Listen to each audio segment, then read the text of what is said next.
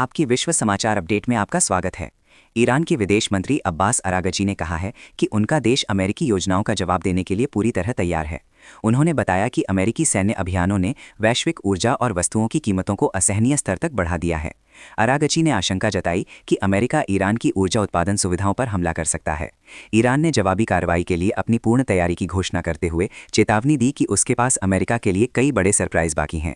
Iran की पिछली जवाबी कार्रवाइयों में फारस की खाड़ी में अमेरिकी और इजरायली सैन्य संपत्तियों को निशाना बनाया गया है, जिससे तेल और प्राकृतिक गैस की कीमतों में भारी वृद्धि हुई और अंतर्राष्ट्रीय बाजार हिल गए। ईरान की सेना ने अमेरिकी और इजरायली ठिकानों पर नए यूएवी हमलों की भी घोषणा की है।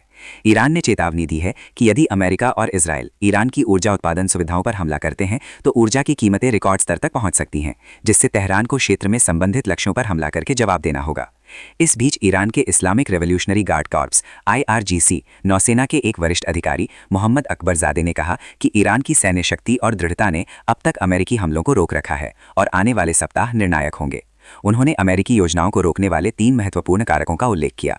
हुर्मुज जलडमरू मध्य से जहाज़ों के मार्ग पर प्रतिबंध, जिसने ऊर्जा संकट और कीमतें बढ़ाईं, ईरानी सेनाओं की शक्तिशाली और सटीक आक्रामक क्षमता और ईरानी जनता का सरकार को समर्थन।